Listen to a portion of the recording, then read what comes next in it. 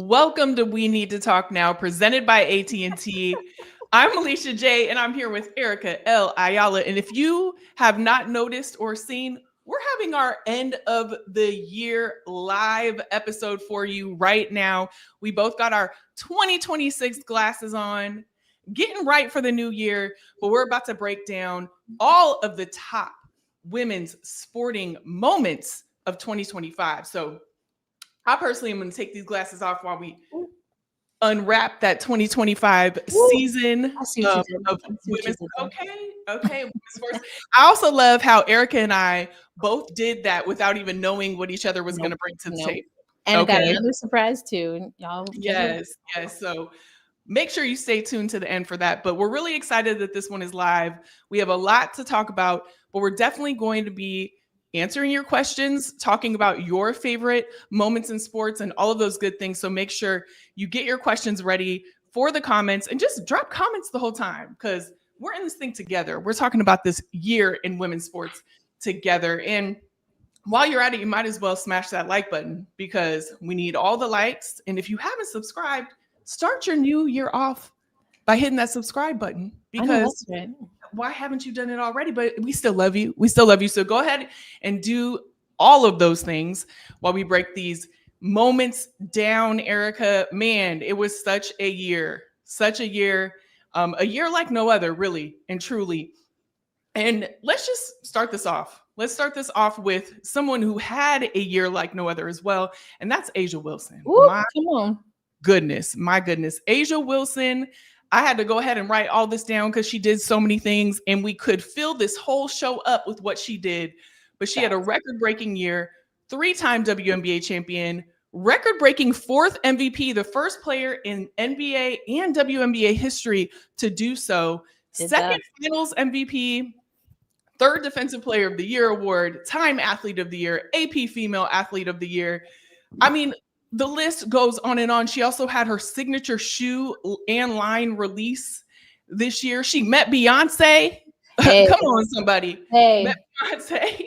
And she had an unprecedented media tour. She was fitted down, okay? Every single stop that she did. And hard launch with Bam. You know, she has said it. Everybody knows that they are together. And she said it's an amazing relationship that she's just so thankful for. And that's, I'm just summarizing that, but she said that as well. I also want to say, there's really no words to describe what A'ja Wilson accomplished this year, but I'm going to sum it all up in her own words. And that would be, when you've collected everything, that's Thanos. And this year I collected everything.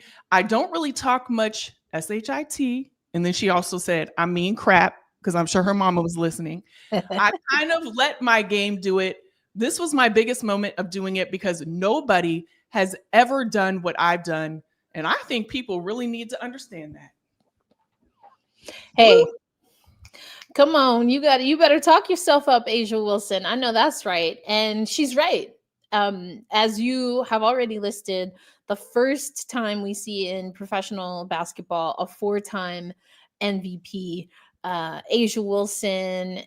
And I've said this before, but she's done it in her own way. She's done it with joy. She's done it with making sure that she was holding herself accountable for being the best possible teammate.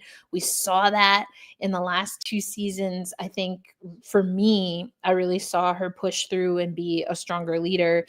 We even talked about the Bam relationship. I was like, listen, I don't get in people's relationships. That's not really my vibe. That's not my corner of the interwebs. And just seeing the reactions, the interactions, it seems like a very healthy relationship, certainly looking at it from the perspective of someone who covers A'ja Wilson. So what else can we say? There's not really much to say except what we doing in 2-6? What we doing in 2-6? Come on now, A'ja Wilson. You setting the bar. I can't even imagine. When you've accomplished all of that, where do you go from there? But we know that A'ja Wilson is always going to up and continue to go up. So we're going to have some amazing things from her in this upcoming year. So what do you got for us first, Erica? Listen, what's your first moment? I also think that I wonder if folks listening and watching will be able to pick up, because I think there's like a little bit of a theme here, or like undertones in our lists, our two lists, and then the whole list overall. But so coming off Asia Wilson, I mean, where do you go from there? But I personally am going to go with someone else who is doing it like nobody else, and that's Mikaela Shiffrin. And I'm going to talk probably a lot of Winter Olympics for a lot of different reasons on today's episode, but a historic 100th World Cup win. And what she's doing is so special because 1989 was when we had, in the modern era, at least in my lifetime, right, the World Cup in alpine skiing record was set at 86, and that was by someone from Sweden by the name I'm hoping I get the inflection right on here, Ingemar Stenmark. So that was a Swedish alpine skier from 1974 to 1989, collected those Thanos Infinity Stones, 86 of them. 86. Goodness. Okay. And then Mikaela Shiffrin was able to overcome US and on for the US people on this list, the top two are women. One is Shiffrin, another I think we'll talk about as well on our list. But Mikaela Shiffrin was able to get to the 85 mark in 2023, and now is the winningest alpine skier in the world going into the 2026 Milano Cortina Olympics. Similarly to some people I'm sure that we'll talk about on the list, including another alpine skier I don't want to take away from, we'll talk about that later, but had to come over a significant injury. We talked about this before. Alpine skiing, this is, you are just speeding down a icy sometimes, but definitely snowy mountain at anywhere upwards of 60 to 80 miles per hour, and you can get really gnarly injuries. Mikaela Shiffrin wasn't sure she was going to be able to return to the sport, and is already qualified for Milano Cortina, is already the winningest alpine skier, and looks to continue to make some history at the Olympics. And for however many years, she continues to slide on down the mountain. So Mikaela Shiffrin, I just want to give, as we say in hockey, stick taps to you. I do think that there's going to be a lot of conversation about Shiffrin and Lindsey Vonn in the upcoming Olympics, maybe even trying to pit them against each other. Again, they are the winningest US alpine skiers, and they're both women. And we already know, we've talked about Lindsey Vonn on the show. We know that she wants to retire on a mountain that means a lot to her, and to retire on her own terms. Again, we'll probably talk about Lindsey Vonn later, but I want to uplift Mikaela Shiffrin here, because when you come after greatness, and in a lot of ways, this is why I wanted to have Mikaela Shiffrin go after Asia Wilson. We've talked about this with Asia Wilson before. Is she the best ever? Or what would it take to be the best ever, et cetera, et cetera, et cetera. But Mikaela Shiffrin has been able to, in her own way, in her own style, with her own resolve, be able to, in my estimation, not take away from the narrative that has happened before her, in Lindsey Vonn especially, but she's been able to amplify it. She's been able to own the sport in her own way. And that's what I think is so beautiful about what she's doing. So Mikaela Shiffrin, 100 World Cup wins, is definitely on my list of top 10 things in 2025. And I might be cheating, because she might be at the top of the list for things I'm excited about for 26 as well. Okay, well, that's not going to be the last that we hear about Mikaela in this episode, apparently. So, well, you mentioned Lindsey Vonn, and I'm like, well, let's just go ahead and talk about her, because she's definitely having a moment, many moments actually, that I think should be talked about right at the end of 2026 too, right? So at 41, girl, we ain't get there yet. Right. Oh, 25. Okay, come on. I'm speaking some good things into 26 already. Hey, apparently. I'm here for it. Me too, especially because 25 was a little rocky, but Ooh. that's a whole nother story now. But in sports, it was great. And Lindsey Vonn is having a great end to the year. At 41, she had a knee replacement, had retired, all of these things.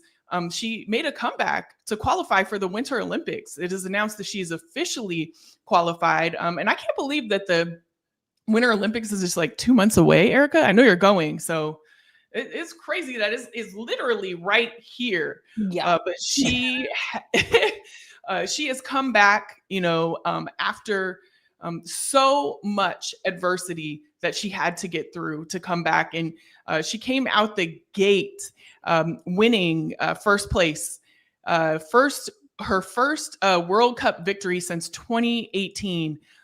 So she got a win in the downhill. And then she has been on the podium 4 times since. So 4 times in her 5 World Cup races since returning, and officially, like we said, qualified with a 3rd place finish in the Super G on Sunday. So Lindsey, inspirational on every single level.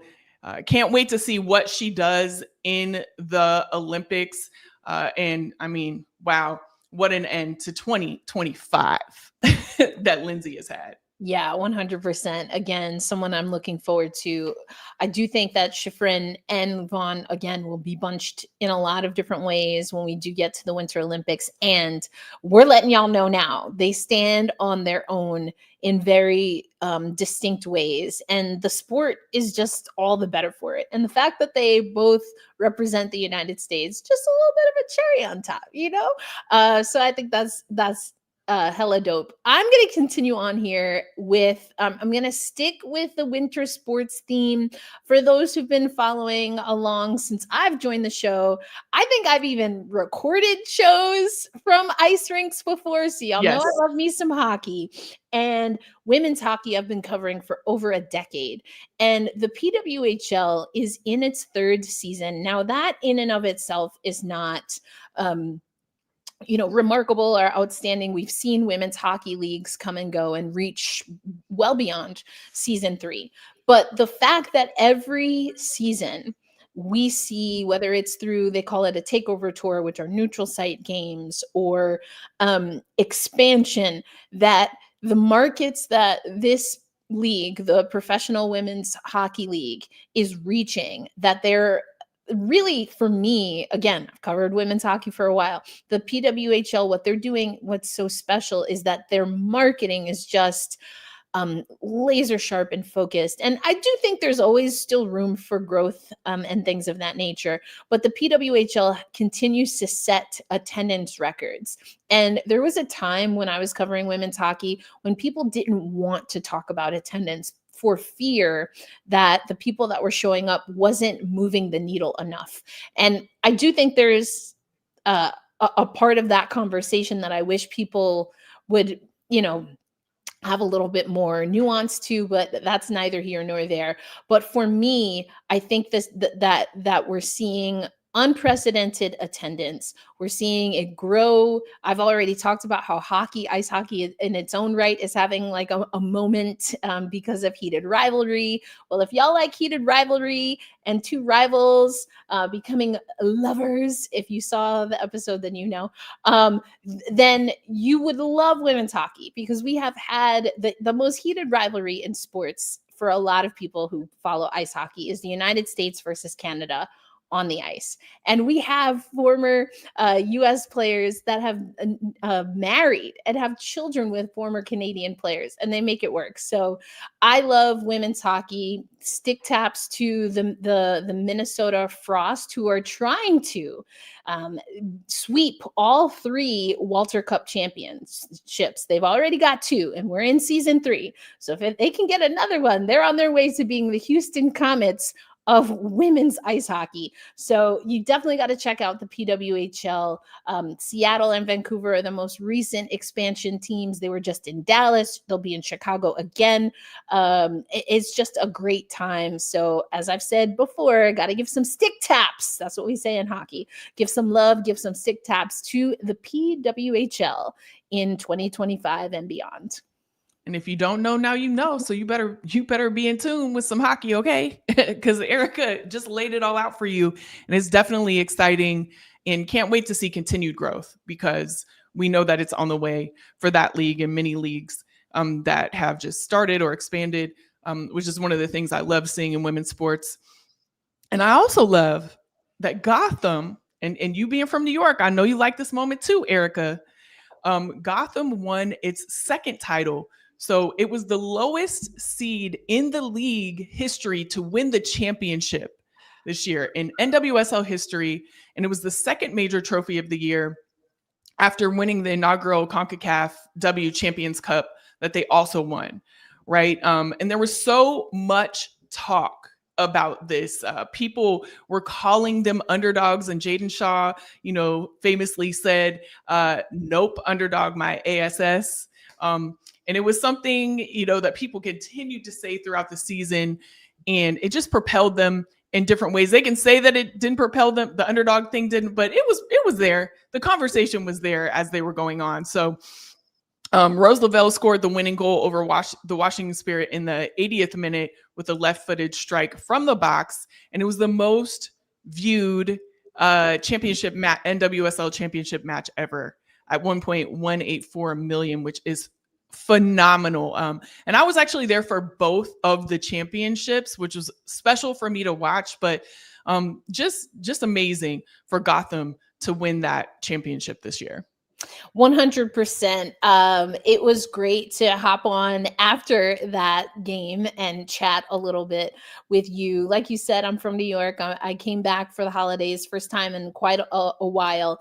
And, Gotham, I've said this before, but they've had such a unique journey going back to the Sky Blue FC days. And as you said, coming out of, the bottom of the standings as far as teams to even qualify for the playoffs to then win. They beat their own record, right? Because I believe previously they were also in their first title under Gotham FC. They were also the lowest seed, I believe, at the time, or one of the lowest seeds to win, to go on to get to the championship and then win. So just exciting. I've also said before, I'm just putting it out there, the last time Gotham got a title, the Liberty got it together. Now they got a lot of work to do, as we've talked about before on the show. New head coach. We'll see what's going to happen in free agency. But of course, before all of that, we have to get a new collective bargaining agreement. But stick taps, I'm just going to use stick taps all day. I've been watching a lot more hockey again. But no, congratulations to Gotham FC. I mean, I feel like when you come from the Northeast and especially the tri-state area, there's just, whether you want to call it moxie, whatever, there's just a way, there's a swag that you have to bring and an energy that you have to bring. And I think Gotham embodies that beautifully. So I love it. I mean, the Tims for the celebration, like they did it right. They really did. I was like, dang, I wish I was, in the locker room with that celebration, because it looked like it was lit for sure. Well, we've covered some great moments, Erica, and we have more to cover, but we're going to have like a quick break. But remember, when we come back, drop your comments, drop your top moments, all of those things, because we're getting to our final 5 and our top 10 right after this break. This is European soccer's biggest stage. Written in the stars! What a difference she has made! The question is, can you handle it? Can you handle it? The crowd here feels electric. Stream every match of the UEFA Women's Champions League on Paramount+. All right, now bring the energy. That had so much energy, that break had so much energy, it just popped Erica right on out the frame. But she's back. She's back, and she's gonna give us one of her top moments. So we just talked about Gotham FC and what they did this year. What's your next moment that you want to bring to the table? Okay. You know what? I'm going to go back to one that we talked about actually on our last episode. And you know what? It's a title so nice that we got to talk about it twice. Because listen, when you go from not once ever stepping into championship territory to taking down 3 number ones en route to your first ever title, yeah, we need to talk about that for sure. Texas A&M, I know you were really excited about volleyball, kind of put me on. So I know you got the whole fam watching, but I think that, again, kind of like when you look at a team that has that's making history in real time, right? And some of the storylines that came out of that, I mean, medically being retired because of concussion symptoms to then winning MVP. Like, I mean, there's just so many great storylines that came from that championship. So I had to bring up Texas A&M again. Oh yeah. I mean, they came in and said, we're winning, and that's it. Period. There was no other option Period. for them. No other option. It was a match that was hard to watch because, the other team is like, you want them to be in it a little bit, but when they got up, they never relinquished. And good for them. Good for them. And they got that natty. So I mean, I love it. Everyone loves, you got to respect a first championship. I also see Abby Sports betting, talking about, hey, it's just as nice when you get a ring thrice. I love it. So Las Vegas Aces winning the WNBA title is the favorite sports moment of the year. I just wanted to shout out that comment because for me, honestly, the championship was punctuated by that 53-point loss and coming back from that. Not the same thing in so many ways than what we were just talking about with Texas A&M, but like being down that bad against a team in Minnesota that everyone thought was just like, give them championship number 5 as a franchise. Yeah, I'm with you. That was a good moment for sure. We kind of wrapped, or Alicia, you did wrap a lot of that into A'ja Wilson because yeah, she is her. She did that, all of it. Got finals MVP as well. I'm sure that was on the list. I might have forgot just because it's just so many accolades, but I had to give a shout out to the comments there, and Las Vegas Aces winning a WNBA title as a favorite moment in 25. Certainly deserves its own moment for sure. And a moment that I know I was just honored to be at, and we could both speak to this, is at the WNBA All-Star when all of the players came out in the Pay Us What You Owe Us shirts.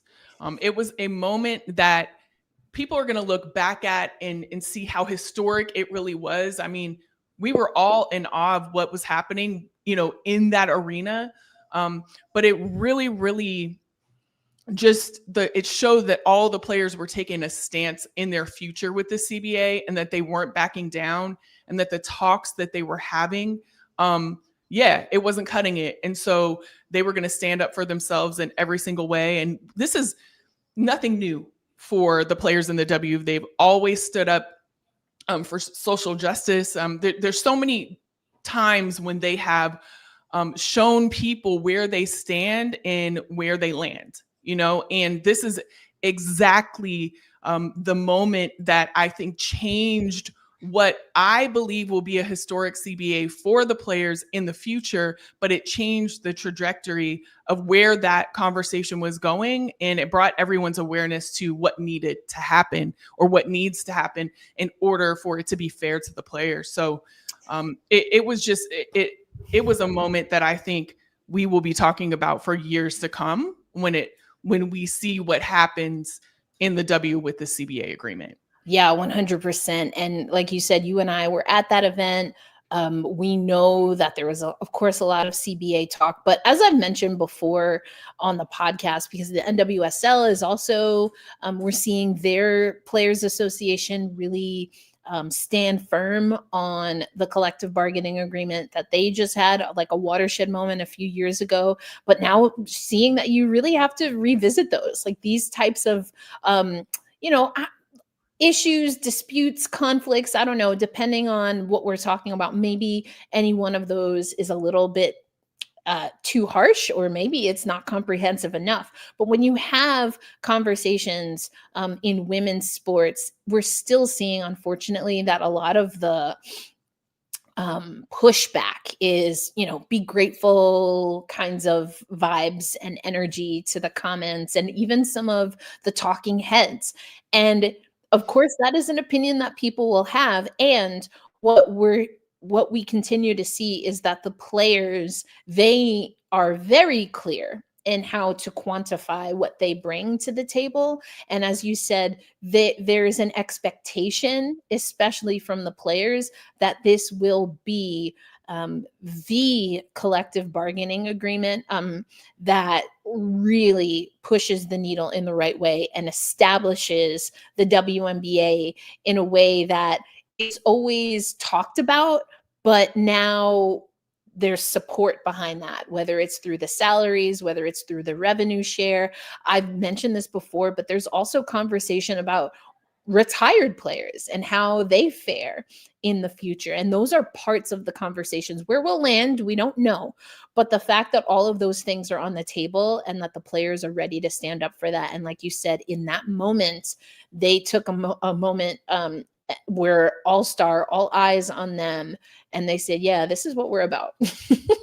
And I think it also showed with the signs and the fans and audience chanting and doing everything that they were to support what the players were doing out there too.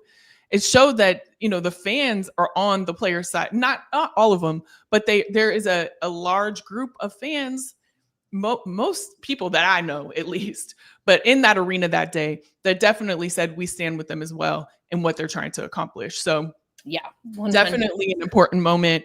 A moment that I'm glad that we touched on right here, but you have another one for us, Erica, that I can't wait to hear. I do. And, I think I still have two more actually. So I'm going to save what I think is for me, a very personal one for my fifth and final. But, since we're talking about Indiana and Indianapolis, I don't know how you can talk about 2025, especially from the women's basketball perspective, and not at least talk about StudBudz. Now, listen, there are a lot of things, I think, as far as the conversation when it comes to where StudBudz, as far as Natisha Heidemann and where Courtney Williams are going to take that.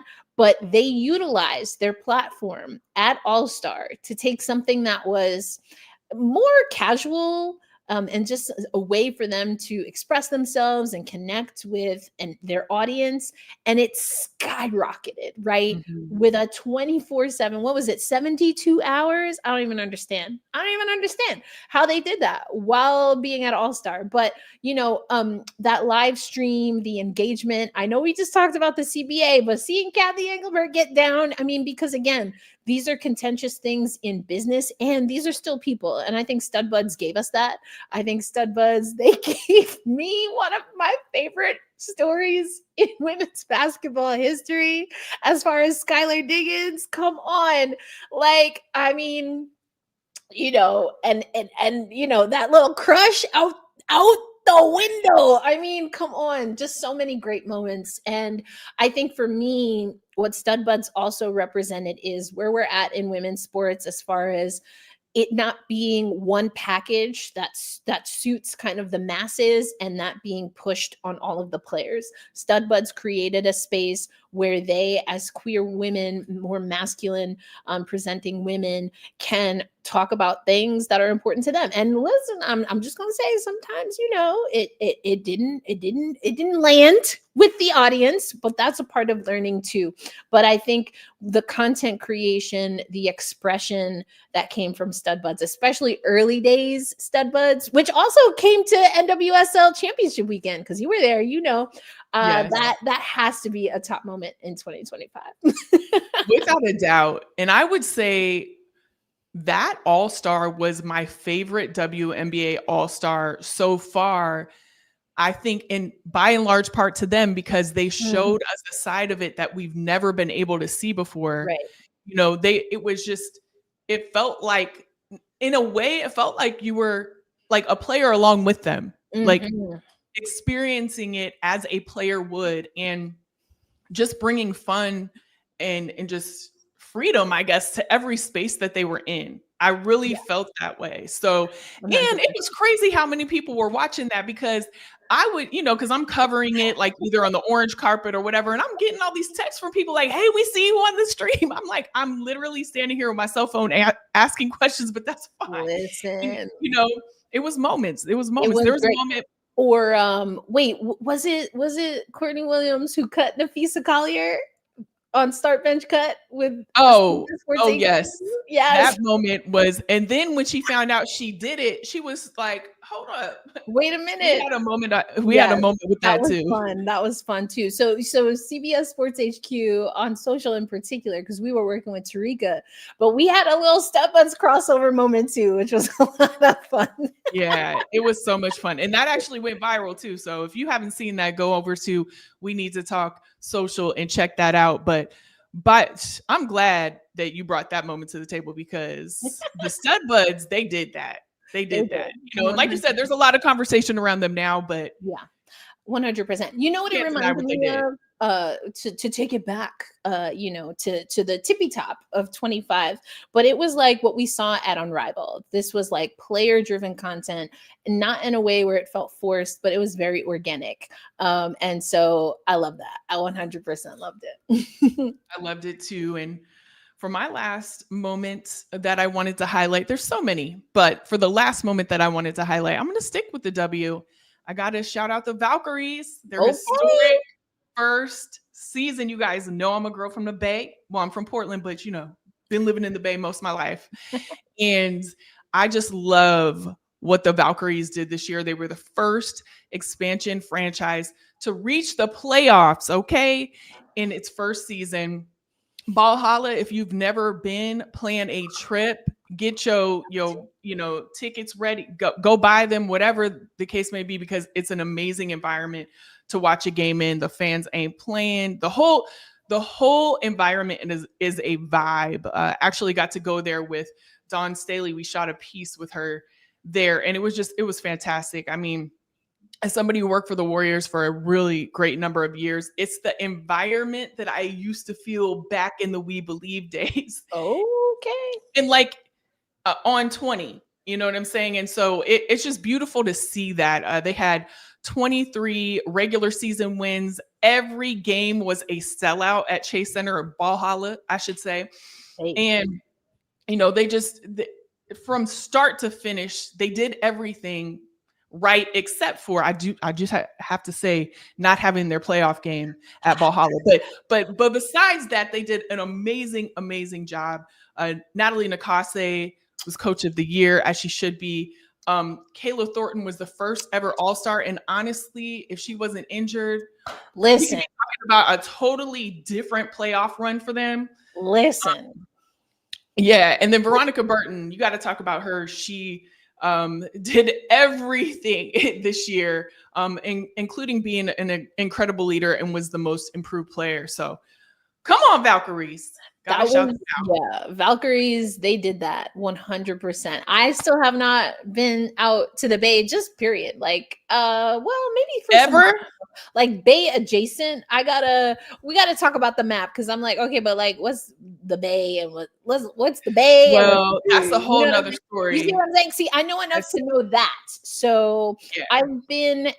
Well, I suppose the closest I know that I've been for sure, other than just passing through an airport, is wherever San Jose Sharks be. I've been there. That's considered the Bay Area. Okay, bam. Okay, and we did some activations, so I couldn't tell you exactly where I was, but it was good time. It was a good time. So when it's warmer, yes, absolutely. I would love to do that, because listen, the Bay, I mean, it's California, but it ain't the warm part of California, okay? Well, it isn't all the time. It has its warm moments. But okay. You gotta wear layers in the Bay. Hockey you gotta wear layers in the Bay. You gotta start, with a whole bunch of layers. You take them off throughout the day. Yeah, it is what it is. It was cold. Okay, it was. But let's plan a trip to see the Valkyries. I'm down. Let's do it. I was very impressed. I love the purple, violet. And, when you got Ellie, what else do you need? And the Valkyries were like, oh, we got something for y'all. So I'm excited to see how they grow as a team. They dealt with a lot. I mean, everybody dealt with a lot of injuries. Okay. Yes. Talk to Indiana, talk to New York. But even Dallas, like on the low, had a lot of injuries, but just great for an expansion squad. Really set the bar high. We got Portland coming in, we got Toronto coming in, so I'm excited. Okay, for my fifth and final, listen, since I can remember, since I consider myself a sports fan, I've been a baseball fan. Shout out to the New York Metropolitans.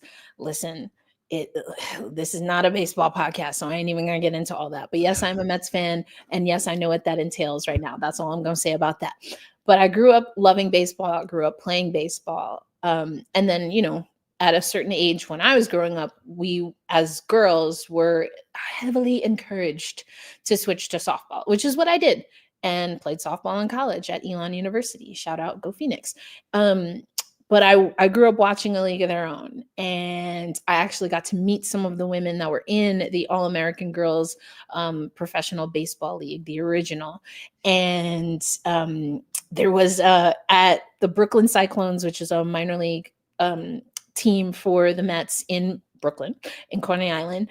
They had a League of Their Own night. And so I have the Rockford Peaches hat and stuff. And so much of my connecting with women in baseball has been through pop culture until now,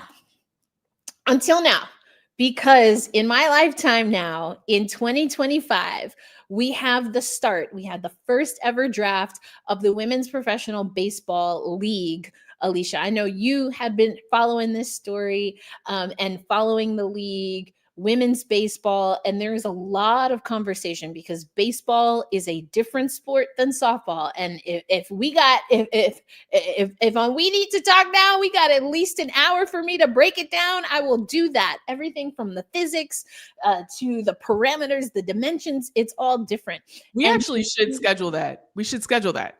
I think it's important for people to understand that.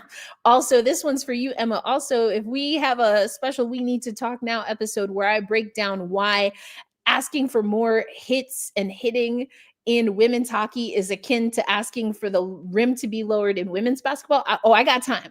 I got time, as Swin Cash might say. I got time. She has got time for that conversation. But women's baseball, it never really went away since what we know as quote unquote A League of Their Own. There have been a lot of people, a lot of federations through the United States, Japan, Canada, that have kept women's baseball alive. There's also a connection between the PWHL Players Association and USA Baseball, which again, I'll break down for you. I got all the facts. I love my history. I love my facts.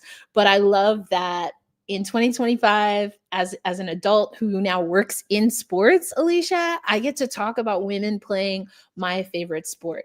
And I think it's huge. 100%. Another, I did also, I stay cheating, y'all. Y'all be like, do 5 things. I'm like, okay, but I have 7. Because World Rugby was also on my list, but I bumped it for a few other things. I wanted to talk about StudBudz. I had to talk about baseball.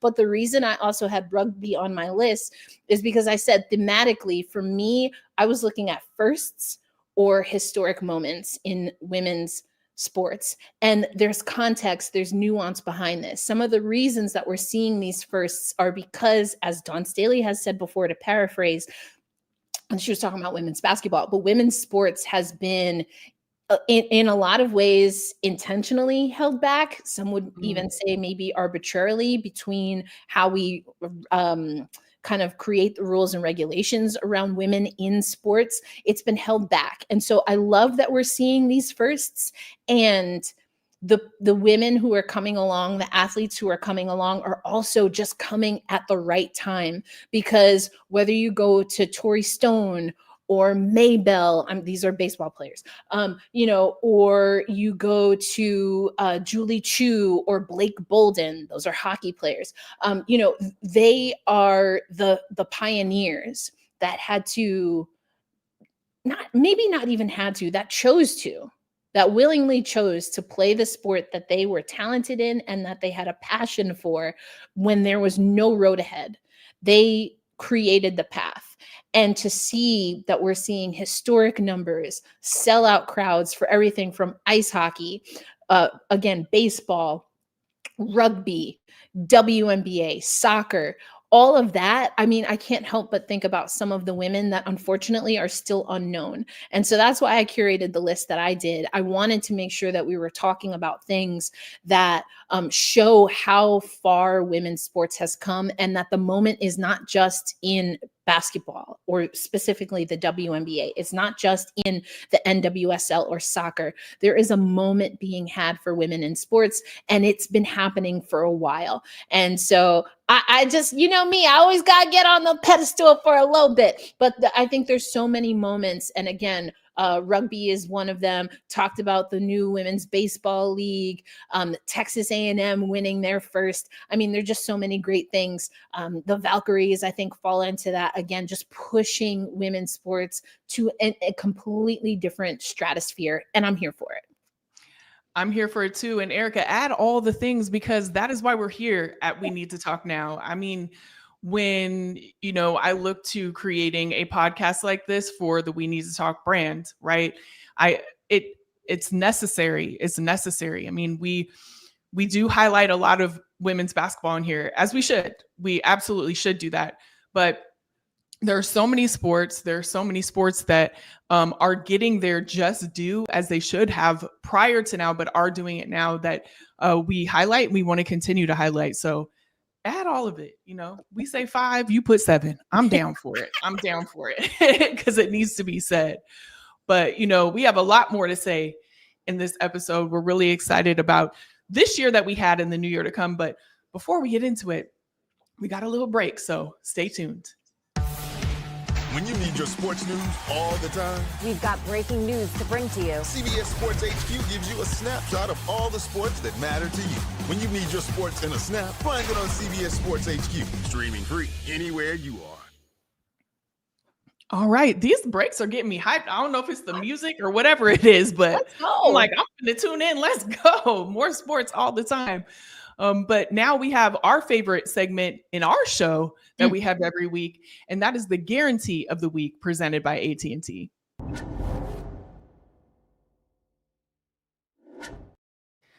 So, Erica, we have hashed out our top moments. There was a lot of moments in 2025 that were amazing women's sports, but right now we are going to talk about what we guarantee to happen, or what we're looking forward to in 2026 when it comes to women's sports. How about you kick it off? Listen, I have to go with Olympics, because as you mentioned, we are less than 40 days away from the Winter Olympics in Italy. I will be at my second ever Winter Olympics, my third Olympics overall. And I'm so excited. And I have said this in some of our notes before, but now that we again are getting closer and closer, I have to let y'all know, I guarantee that once again, women are going to be the headline stories of the Olympics. And let me tell something to you, okay? We've already talked about Lindsey Vonn. We've already talked about Mikaela Shiffrin. Y'all know I'm going to be focused on ice hockey. We don't have the full rosters for ice hockey. We don't have all of the sliding sports qualifiers yet, but if everything goes as we think it will, some of the best stories are coming from women.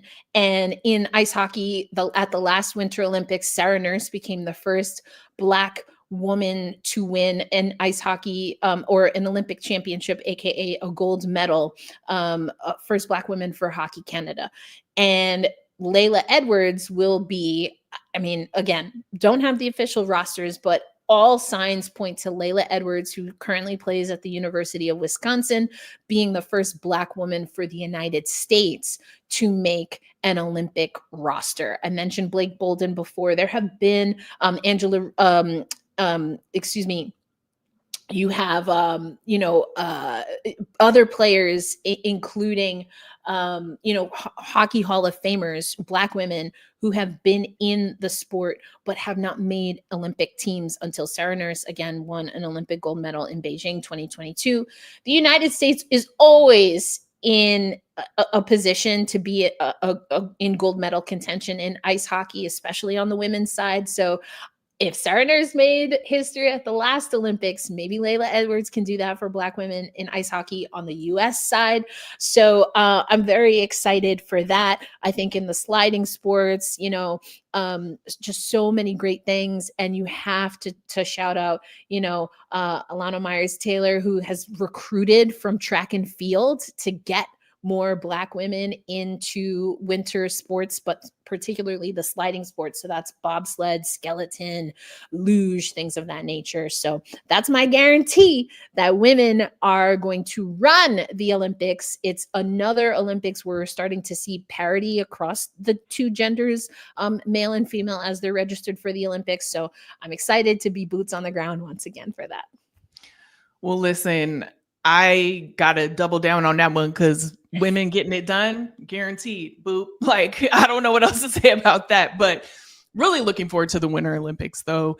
And looking forward to all of your coverage. It's so amazing that you're going. I can't wait to see all of it because I know you're going to have all of the articles, all the behind the scenes, everything like you always do. So definitely looking forward to that. Man, I know people are going to say, you said this a million times, Alicia, that we both said it a million times in this episode even, but you know what? It is what it is, because this is what I guarantee and want to see is that there is going to be a CBA that is fair to the players and does not stop the momentum that is happening in the W. It's so important to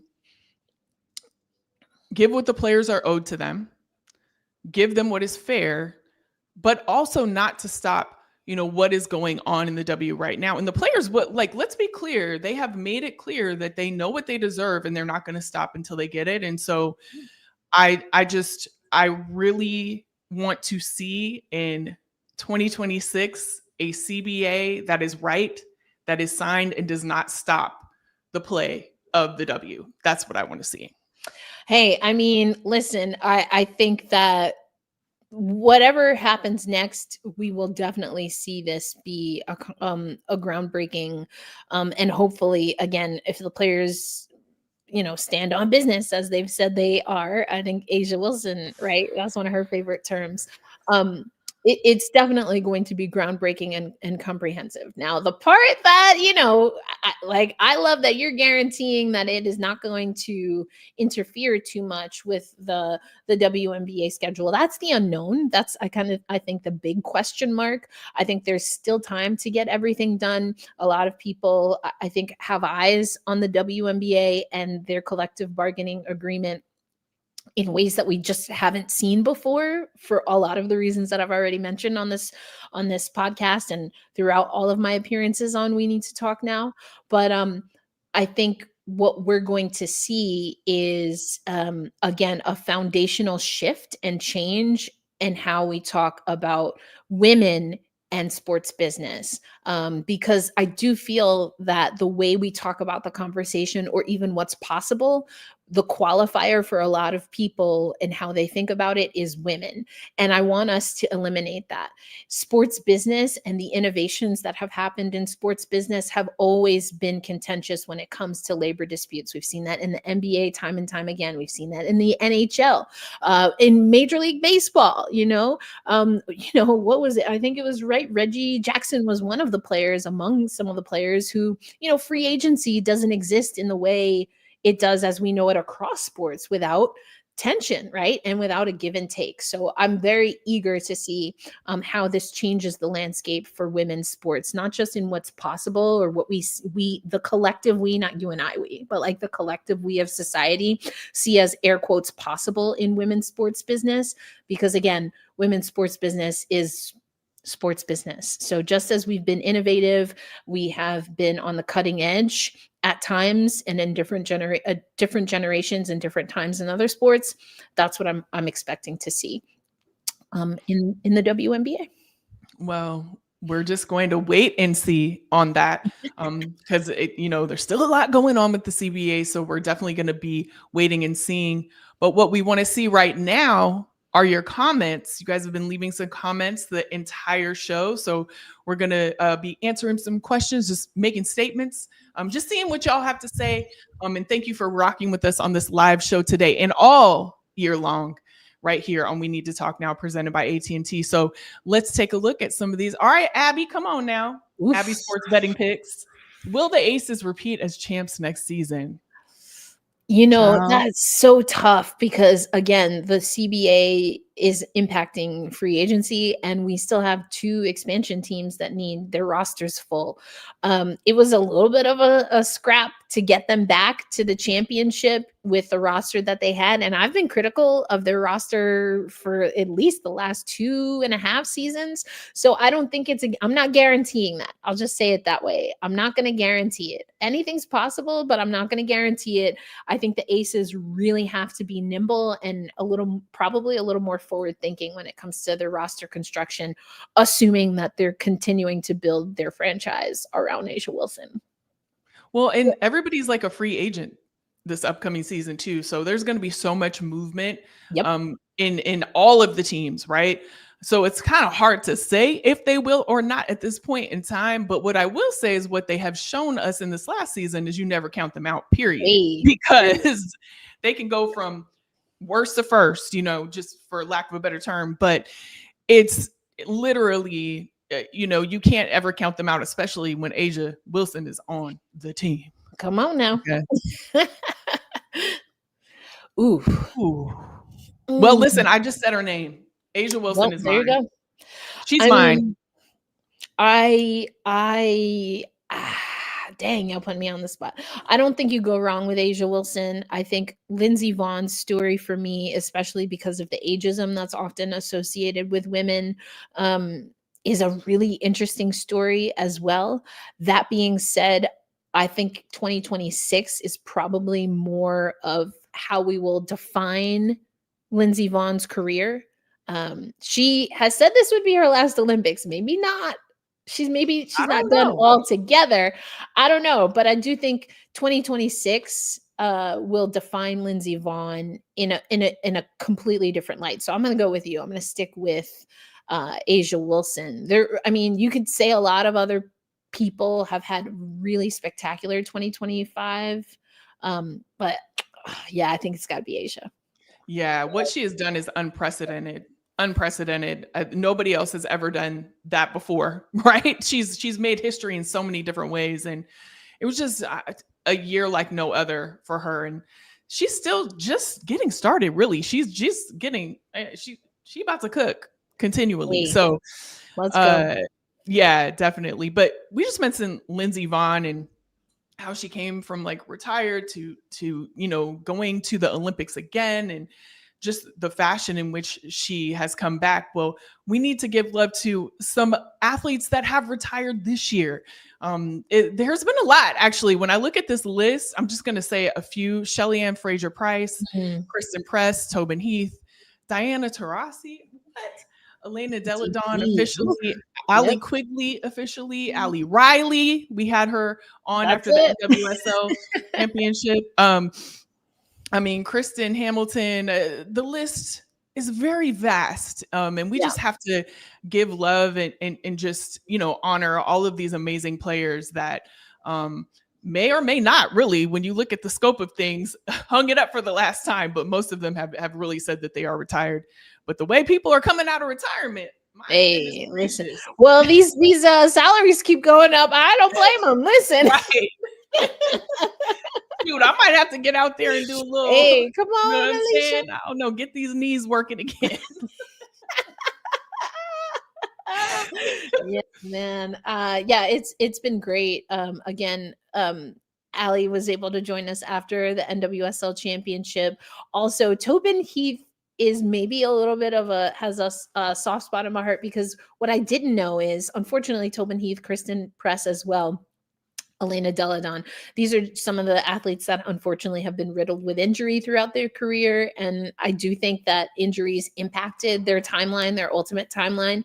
But apparently I was on the call And I was on the goal call for Tobin Heath's last ever professional goal in the NWSL.